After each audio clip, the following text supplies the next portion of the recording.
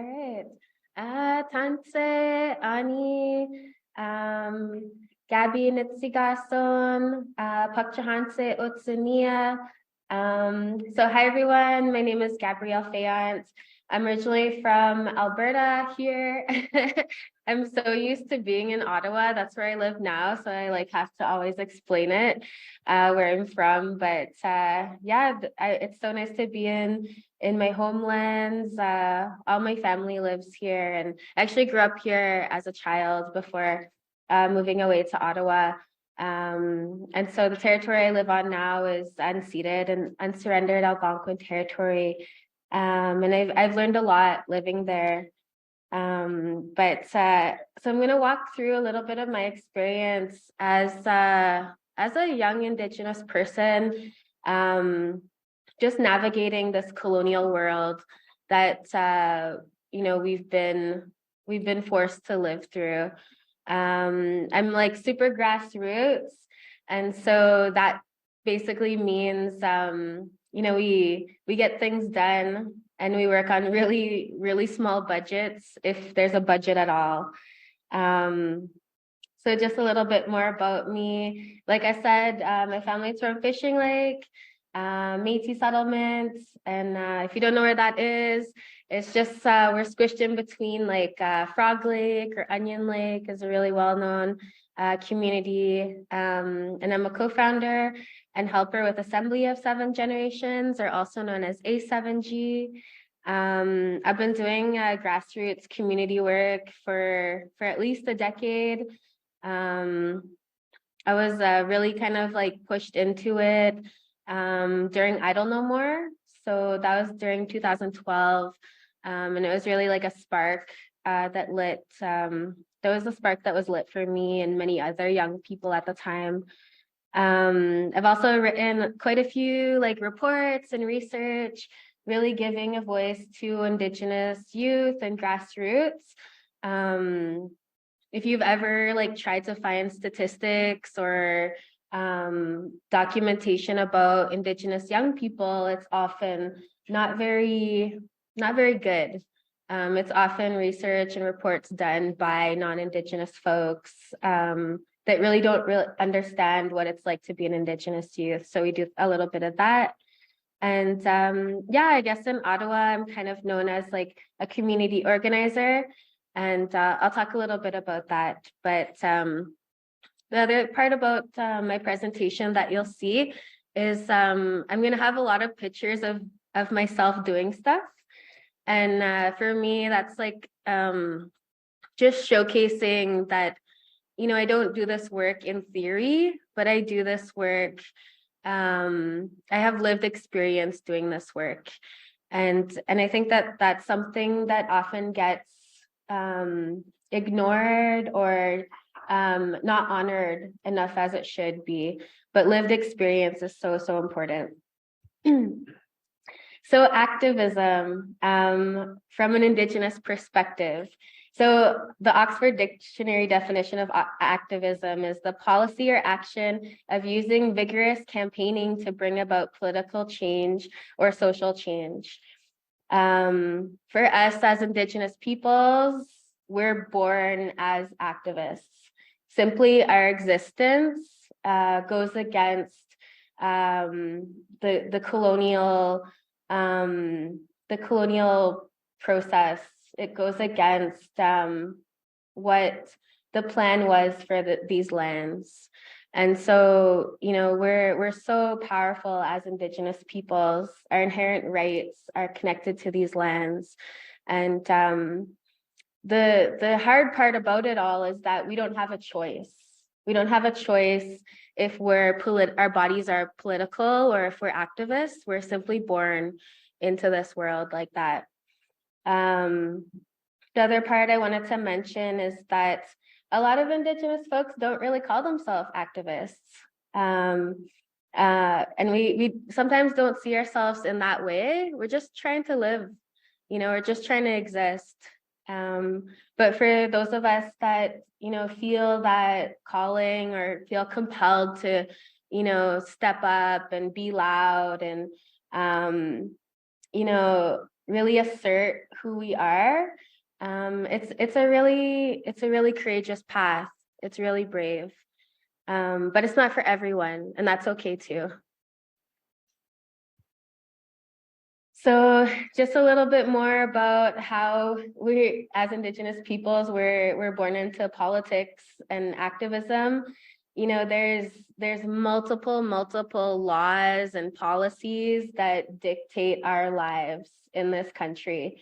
So, you know, they go back about 500 years from the Doctrine of Discovery, the Royal Proclamation, treaties, Indian Act, residential schools, the Métis Population Betterment Act, and the list goes on and on and on. So these are just a few of the laws and policies that dictate our lives, unfortunately. But despite all of this, you know, we're still resisting and we're still defending our lands and our homelands, and we're still being, you know, we're still honoring what our ancestors wanted for us. So yeah, just like a few there, and it's ongoing as well. There's constantly new laws that are being created, not by us, but for us. But I know, like, a lot of you in the room, that's why you're here. You know, that's why you're learning about law, and you're learning how to try to address some of these really racist policies and laws. And I really appreciate all that time and effort that you put into this work. So I'm going to talk a little bit about youth-led movements. Indigenous youth are literally leading all kinds of movements, movements that, you know, start at the grassroots level. They start through ceremony. You know, during I Don't Know More, which was in 2012, it was actually lawyers, 3 Indigenous lawyers and 1 non-Indigenous lawyer in Saskatchewan, that wanted to raise awareness about Bill C-45. And that was a law that was being put through the Harper government to make it a lot easier for corporations and governments to take our lands.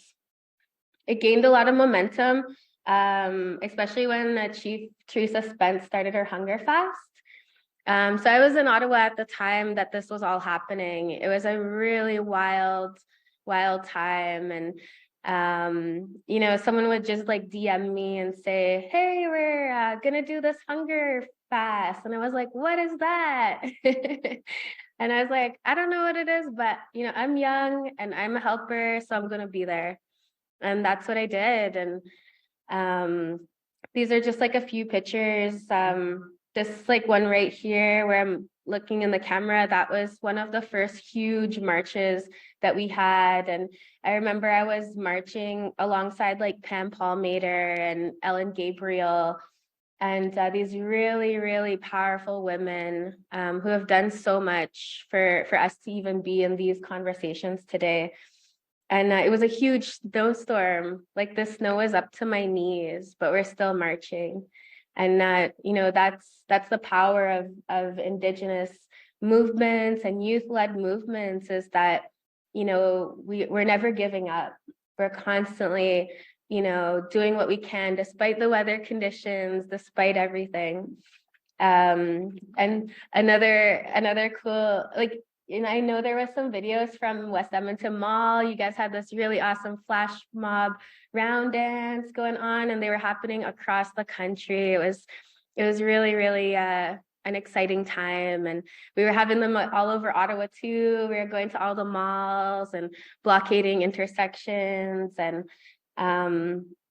yeah, that all kind of it all kind of settled down around January. So that momentum lasted for a few months, but it kind of settled down around January. And there was a few agreements that were signed and MOUs and those kind of things.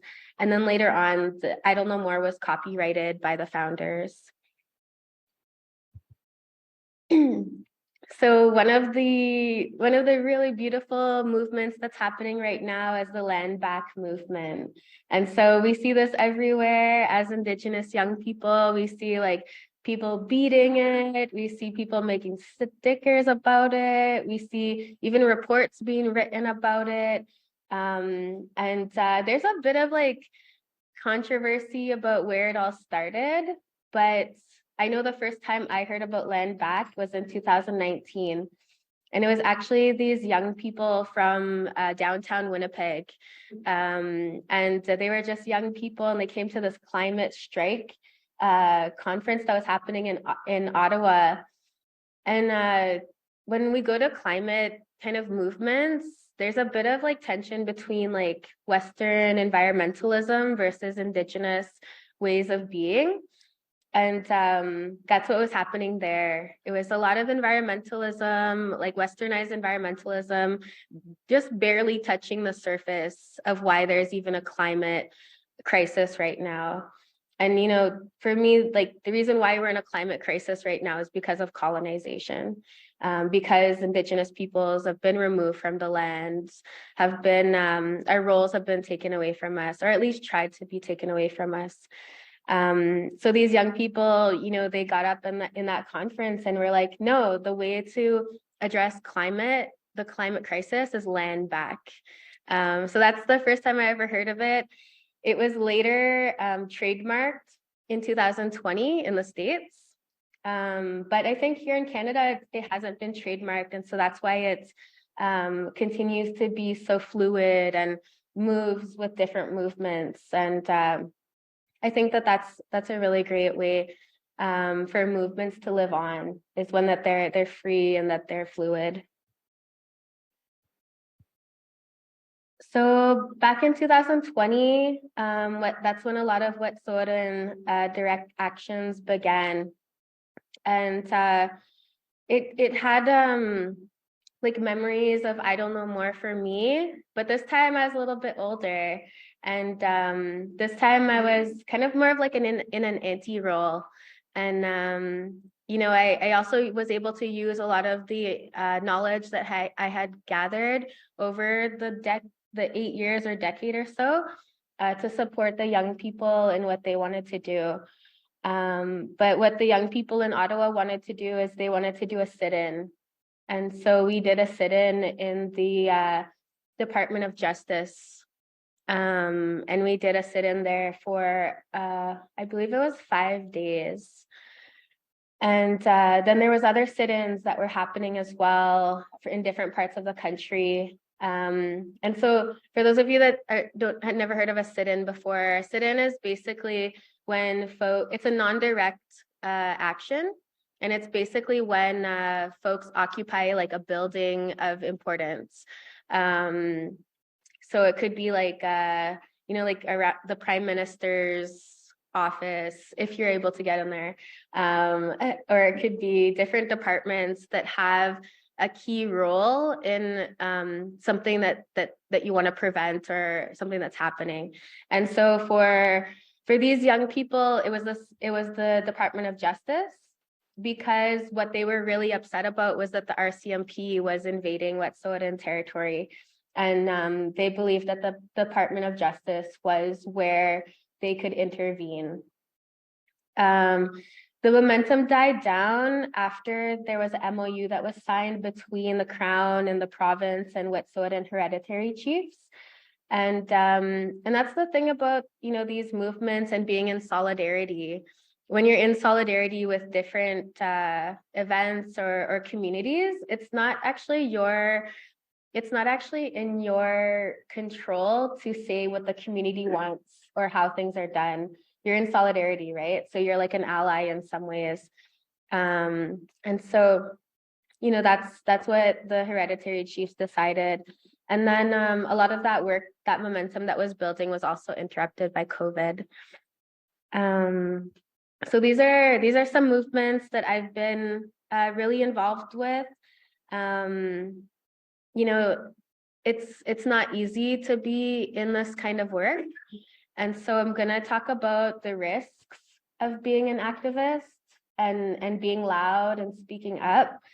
And so just like a trigger warning, I will be talking about police violence and state surveillance.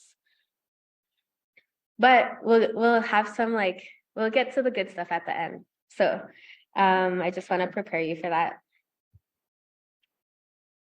So one of the biggest risks of being an activist, of being an Indigenous person in this country is like extreme surveillance, police brutality, and incarceration. So this graph that I have right here, this is from Statistics Canada. So it's not like a hidden, graph or statistic. It's literally on the government website. And it's showing us that Indigenous peoples are being incarcerated at a level that continues to rise, while the incarceration rate for non-Indigenous peoples has gotten lower. And so this is the threat when you're trying to stand up for your lands and your values and your rights, is that you can be incarcerated. This is also an RCMP project, Sitka. This was a surveillance project by the RCMP on Idle No More activists. So it was obviously all Indigenous peoples. Some were targeted because they were doing protests for MMIW G2S+.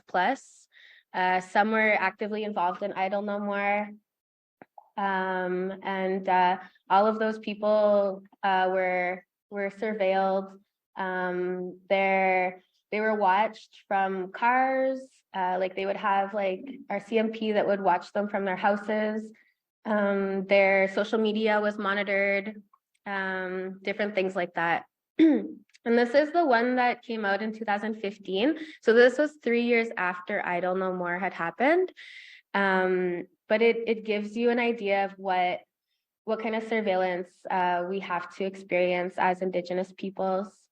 These other two pictures here, this was during Wet'suwet'en in solidarity actions in Ottawa. So we had organized a march to continue to put pressure on the federal government to stop invading Wet'suwet'en territory.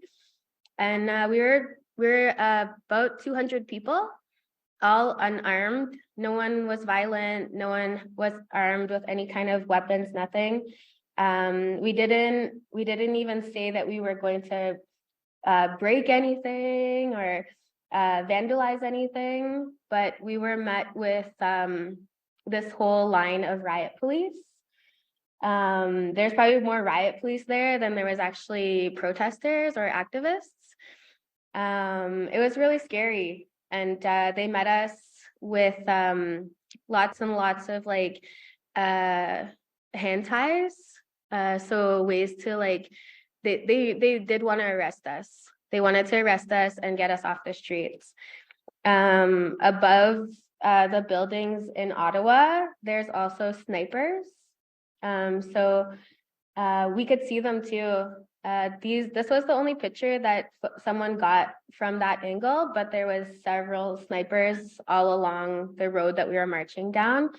And we were also followed by a whole crew of vehicles that can like take away your cell signals. So it is really scary to be an activist, to be an Indigenous person in this country. Some of the other risks of being an activist is loss of income or livelihood. So there's always that mentality, like you can't bite the hand that feeds. And so that happens like in a lot of nonprofit organizations, like, oh, like, settle down, like you can't say that, you can't bite the hand that feeds. When in reality, the little amount of funds that Indigenous peoples get from the federal and provincial governments isn't even close to the rights and the human rights that we deserve. But there's still this scarcity mentality that exists. I've been fired from places because I decided to go to a protest. So it can be really challenging to even make a Facebook post sometimes, or even take a stance. because your livelihood could be at risk. The other really scary part is you could be targeted by far-right extremists. And so I think we're all, noticing and paying attention that, far-right extremists are growing and growing, and it's pretty scary. But this was actually a news article that was around Wet'suwet'en solidarity actions, and we had actually received death threats. Again, unarmed civilians, young people, really just standing up for what we believed in and really standing up for the future generations, because we need that land and our cultures and our ceremonies to survive for a future. Some other risks about being an activist is that there could be a lot of unsafe spaces. So sometimes there's like this urgency. Something's happening and I have to do something right away. And you end up getting involved with folks that you don't really know, and folks that you haven't had a chance to build trust with, because trust takes time. And so, there could be a lot of harm that happens within like really urgent spaces that are created, and a lack of like accountability within those spaces, or clear like community agreements. But yeah, and that's what happens in some activist spaces as well, is that it's many young women. It's no coincidence that I'm telling you this on International Women's Day, but it's young women that are leading these movements, as well as femmes and non-binary and two-spirit folks that are leading these movements. And they're often targeted by predators that can come into activist spaces. And then the last bit of bad news that I'll share with you is the risk of being activist is the impact on the entire collective, your entire community, or your family. And so these are like forms of microaggression, forms of racism, where, say, if I do something, then people will say like, oh, well, all Métis people do that, or all Indigenous people do that. And so we have to be really cautious sometimes about how we present ourselves and how we involve ourselves in different movements, because unfortunately, as Indigenous people, we're highly scrutinized, and the levels of the standards that we have to have for ourselves is beyond anything that non-Indigenous folks have to have. So yeah, that's kind of the risk of being an activist. It can be really scary, but I want to share some good news. I want to share the positives as well. So there's lots of different forms of activism. So this picture right here is July 1st, and that was from 2021. And so this action, this huge march and rally happened after the graves, the unmarked graves were found. And it was the Algonquin communities that reached out. And because I have been doing marches for so long and these nonviolent direct actions for so long, folks are like, Gabby, like, help us out. And I was like, for sure, like, I'm on the host nation territory. I'm going to support what the host nation wants to do. And yeah, together we were able to put together this amazing march. And there was over 10,000 people that came for this march, and there was even a counter protests that were happening as well. So again, like going back to the far right extremists, now there's counter protests that are happening, and so there's another additional layer of security that has to happen and safety that has to happen. But nonviolent direct actions, our marches, their rallies, their sit-ins, like the one I'd mentioned earlier, they're also blockades. So during Wet'suwet'en, we've seen rail blockades, and those are really effective. Despite how many people might have got upset with them, that's the point. The point is that you want to put pressure on the oppressor. You want to put the pressure on so that they'll hopefully change what they're doing.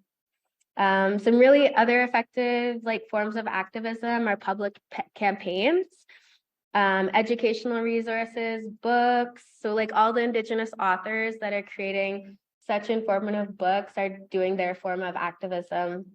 Media presence, social media itself, even influencers can have a huge type of activism that can go a long way. And public campaigns are like Every Child Matters. That's a form of really, really great public campaigns that continue to put the pressure on change and creating safety for Indigenous young people.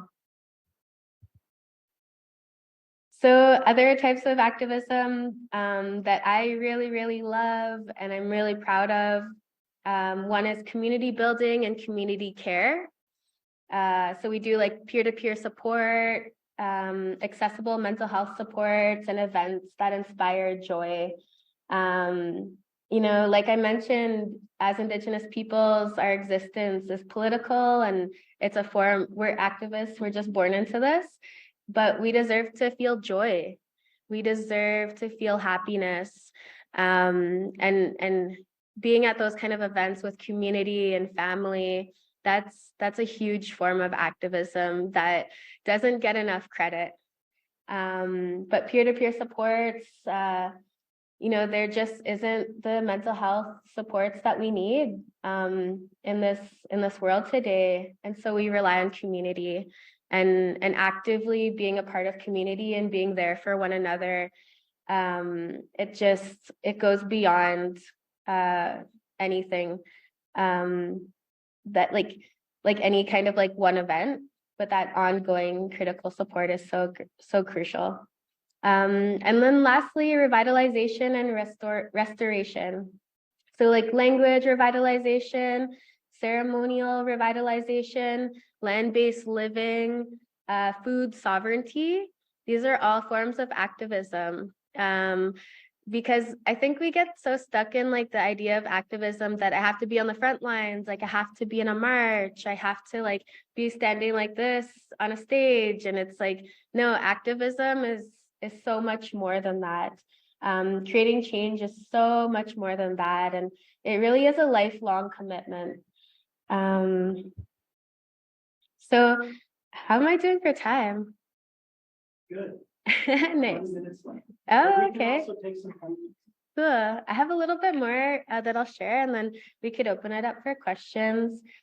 So going back to the reason why we're here today is having the courage to face the storm. I really love how you guys have that buffalo up there. Just our relation to the buffalo and how much traumas that buffalo and our communities have gone through this whole experience of colonization is just wild. But I really feel the first place to start with your activism is yourself.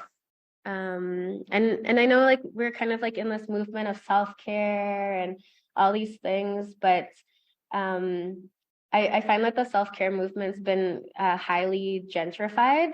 But when I think of self-care, I'm thinking about knowing and understanding yourself and your politics. So what is your capacity? Sometimes people will get really eager and they'll be I want to be an activist, I want to see change, and they'll just go all in and then they burn out so quickly. And that doesn't help anyone in the long run. That actually can actually impact the movement in a bad way. So really, when you're getting involved in activism, know where your capacity is, know really what you can commit to and what you can't commit to, and be okay with saying no. That's a really hard one for a lot of us. Understand how you cope with traumas and triggers. So if police are just too much of a trauma and a trigger for you, that's okay. You just have to be really aware of it, and avoid those situations where you're in direct direct presence with police in a tense way. There's other ways to be an activist.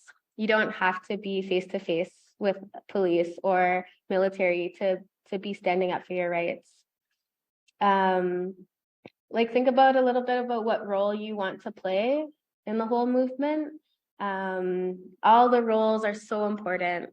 I know that the spokesperson or the folks on the front line, that role is kind of glamorized. But there's so many roles within a movement.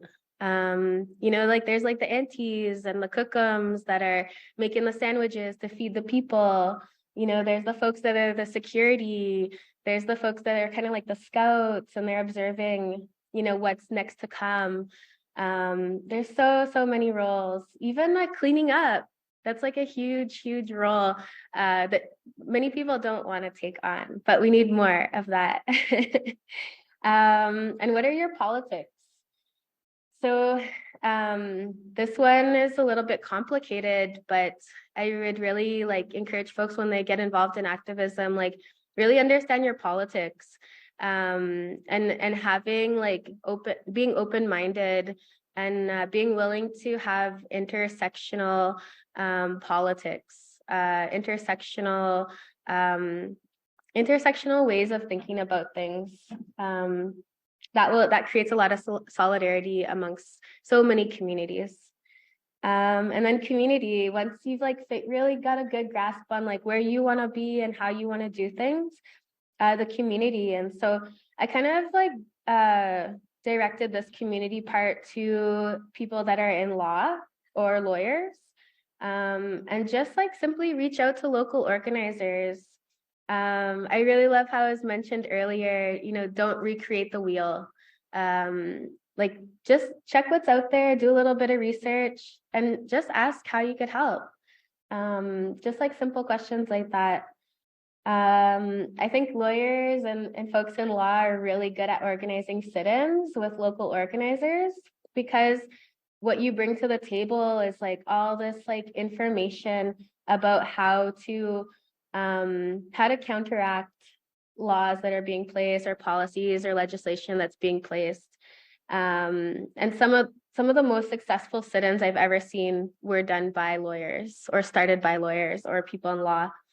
Another big one is offering legal observation services at different actions. So there was an action that happened a couple years ago, and it was a lot of young people, and they were so valid in their anger towards their experiences with the state and the police, and they organized these actions, but they didn't actually get legal observers, and that was a really downfall for them, because in the middle of the night, they just they all got arrested. And so if they had legal observers, kind of giving them some foresight and letting them know their rights, I think that their movement and their actions would have been a lot more successful. So that's a huge role that I think all of you could play in these movements. And then lastly, the thing that we struggle with, going back to the incarceration rates, is that a lot of low-income Indigenous youth and community members simply don't have the resources to defend themselves in these court systems. And so I know it takes up a lot of time and energy to defend someone or offer that kind of service, but it goes a long way.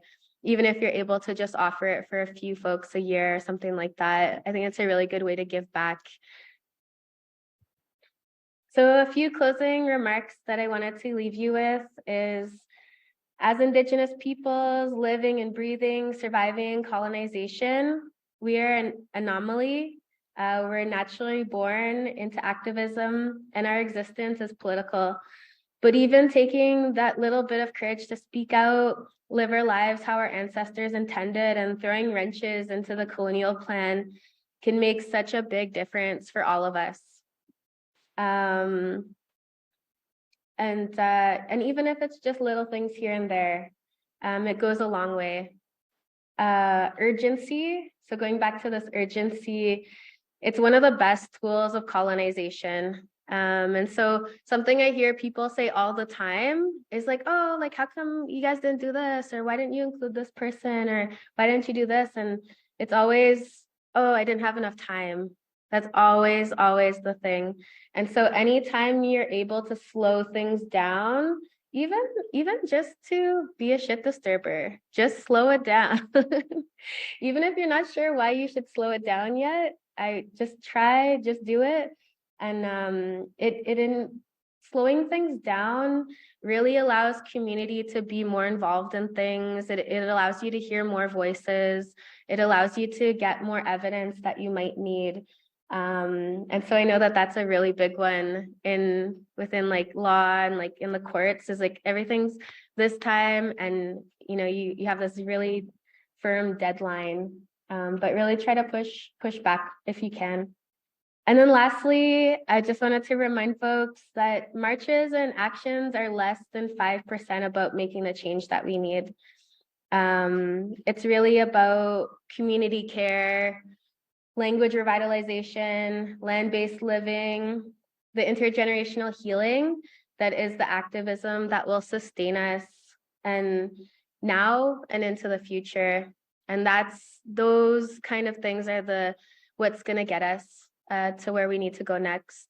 So never, never let someone tell you that those type of actions aren't good enough or are too little. They're really, really significant, and how you live your life can really go a long way.